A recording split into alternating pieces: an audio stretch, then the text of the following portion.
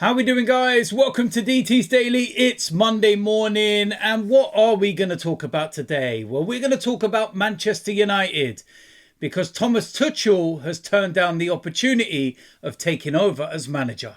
Welcome to DT's Daily. That's right.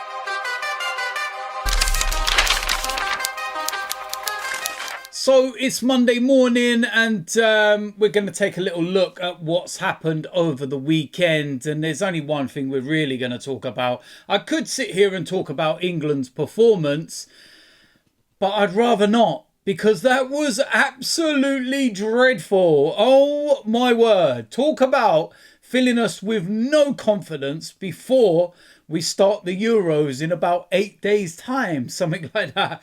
I'm just sitting here and thinking, what on earth was that kind of performance?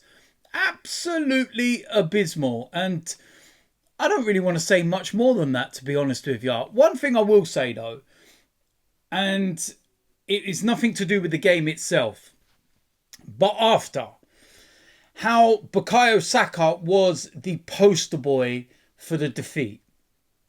All of the media, whose face do they plaster all over all the negative headlines? Bukayo Saka, who played less than 25 minutes, who was not on the pitch when England conceded their goal. Once again, racism. And that's what it is. From the media. We've known about it for a long time. British media, racist. It happens all the time. We only have to look at some of the stuff, that Raheem Sterling's had to go through. Marcus Rashford. I even said that Kobe Mainu will end up being next. And lo and behold, during the game, he's getting criticism. And it's all right having criticism, but when you're trying to do the things that they do so openly, nah, sorry, but no. And I think that everybody, Arsenal fans in particular, we need to stick up for our boy. He's one of our own. And it can't happen anymore. And this is where rivalries should go out of windows. And you should be able to all join as one and say enough is enough.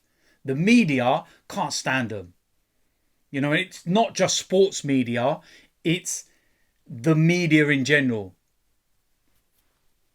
Believe me, I'll get onto it very soon. One day. Oh, believe me. The media.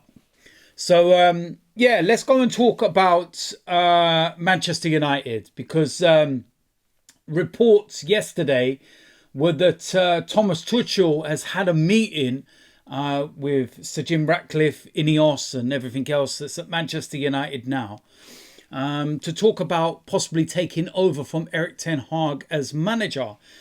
And then very quickly, I think it was Fabrizio Romano that tweeted about it, and he said that Thomas Tuchel has actually decided that if he was offered the Manchester United job, he'd turn it down because he actually wants to take a break from football now.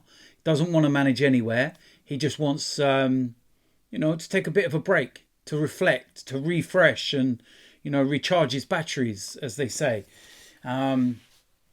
But yeah, I think it's a little bit of a mess for Manchester United after, the positivity of winning the FA Cup and everything else. And it's dragging out. And, there was talk about McKenna, and then it's Tuchel, and then it's staying with Ten Hag. And if they do get rid of Ten Hag, then who do they go for now? And it's not being done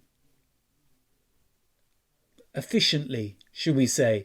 It's not being done how a supposed big club is supposed to do things.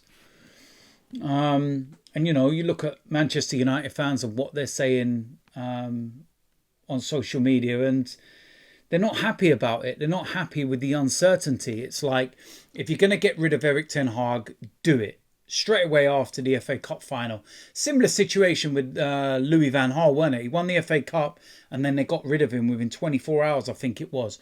They've made their decision, job done, move him on, let's go.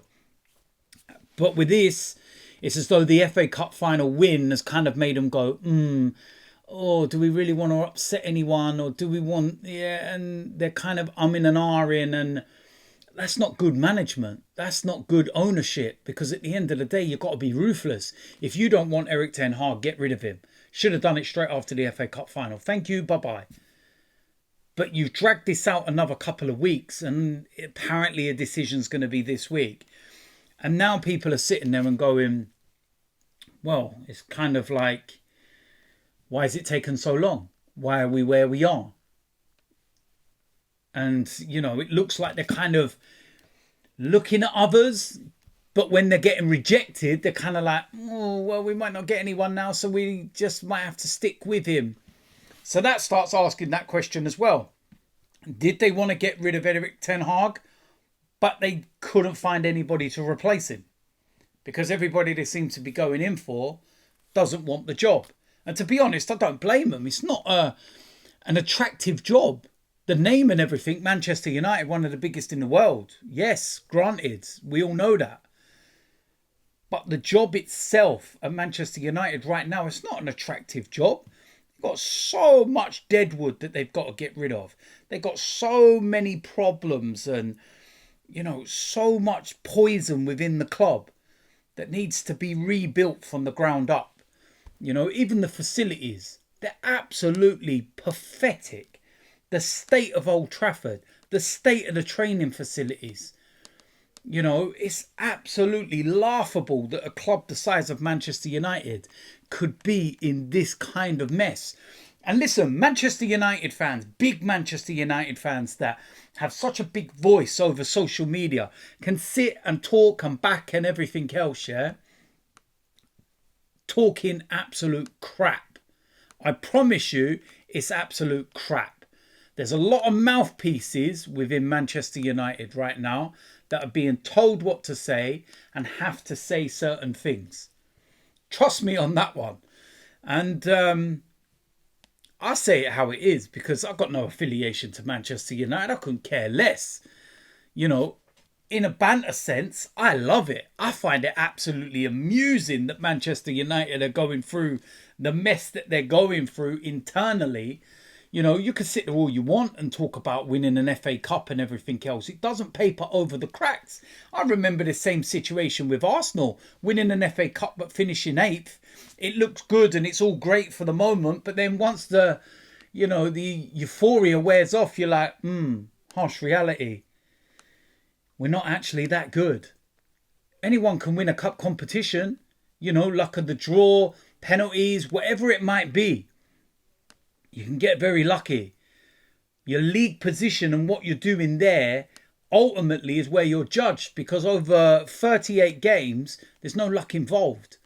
The best is the best. And we're on the right path. Manchester United are a million miles away from being on the right path. They are a million miles away.